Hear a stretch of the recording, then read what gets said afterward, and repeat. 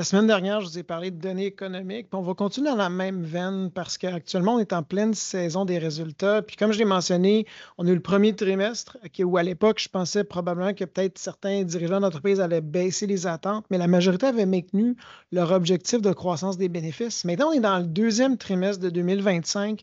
Et est-ce que les dirigeants d'entreprises américaines ou d'ailleurs dans le monde changent le ton, changent le discours? Parce que ça nous donne un peu une idée où on est économiquement, oui, mais au niveau de la croissance des bénéfices des actions, qui est en fait un indicateur plus important de la direction de la bourse. Puis, lorsque on regarde la situation actuelle, c'est à peu près le tiers des sociétés qui ont déjà publié leurs résultats, qui sont membres justement du S&P 500, les 500 plus grandes entités américaines. Et jusqu'à présent, 80% des sociétés ont annoncé des résultats supérieurs. Donc, c'est des bonnes nouvelles.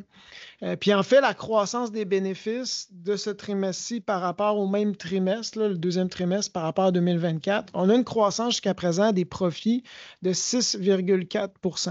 Et comme j'ai déjà mentionné dans le passé, bien, la croissance du S&P 500 est intimement reliée à la croissance des bénéfices. Puis actuellement, l'indice se transige à peu près à 22-23 fois les profits des 12 prochains mois, quand historiquement, on est autour de 19. Donc, on a quand même une certaine prime à ce niveau-là.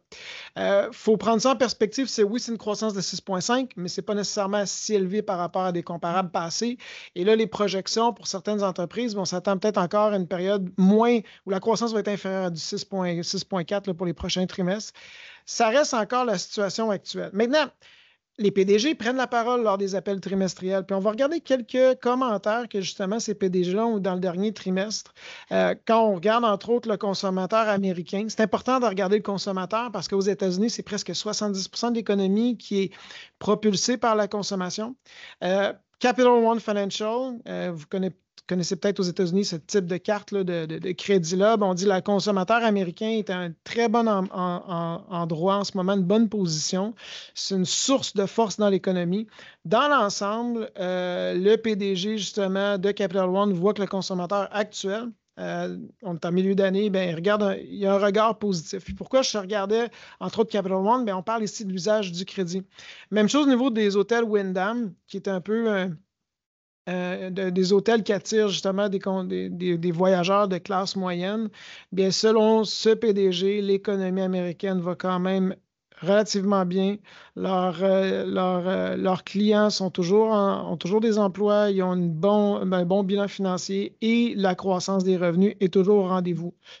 Coca-Cola, de ce côté-là, parle que malgré tout ce qui se passe au niveau de l'inflation, des tarifs, bien, le consommateur est toujours résilient. Electrolux, son PDG, lui mentionnait que malgré la guerre des tarifs, le marché nord-américain pour ses produits est encore fort, tient la route. Puis s'attend justement, il y a eu une baisse dans le dernier trimestre, mais seulement de 1 %. Donc là encore, c'est moins pire que ce qui avait été anticipé. Si on regarde au niveau du sentiment chez les Américains, chez TransUnion, on dit que le sentiment du consommateur commence à s'améliorer. Je l'ai déjà présenté dans des données. On voyait l'économie réelle puis le sentiment. Au mois d'avril, on était vraiment dans un creux. Là, on commence à revoir justement une croissance à ce niveau-là. Puis, même chose au niveau des ventes des jouets chez Hasbro, sont prudemment optimistes. Et finalement, chez le locataire d'équipementier industriel, il y avait quand même un commentaire sur le consommateur, puis il dit que la situation actuelle est mieux que par rapport au mois d'avril et la tendance, ça se maintient en juillet où on voit vraiment une certaine amélioration de la situation. Pourquoi je parle de ça? C'est sûr que c'est des anecdotes. Donc, ici ce que je veux mentionner, c'est que le pouls des PDG, c'est qu'au niveau des résultats, les résultats sont relativement satisfaisants, moins pire qu'anticipé, ce qui fait écho justement aux commentaires que j'avais la semaine dernière. Et là, ce qu'on regarde pour la deuxième moitié de l'année, là, c'est le temps de mettre la table et de dire à quoi qu'on s'attend. Jusqu'à présent, les PDG, ce qu'on voit, c'est que l'économie est plus résiliente. Il y a un optimisme qui est prudent. On ne s'attend pas non plus à des années fulgurantes en termes de croissance des bénéfices. On fait avec ce qu'on a, mais la situation est moins pire qu'anticipée. Donc, quand on traduit ça au niveau de la volatilité des marchés, quand on ne comprend pas justement que le rebond se fut si rapide, si vite, entre autres, on peut l'expliquer parce que la situation au niveau des entreprises est moins dramatique que jusqu'à présent on l'avait anticipé. On continue notre vigie, mais ça nous permet aussi de nous guider dans notre stratégie. Si vous avez de la liquidité actuellement, ou si vous avez été très prudent à cette période d'incertitude, c'est peut-être le temps de réviser votre situation et de pivoter le portefeuille graduellement pour vous réaligner vers la répartition d'actifs que vous devriez avoir. Je vous remercie. On se dit à la semaine prochaine.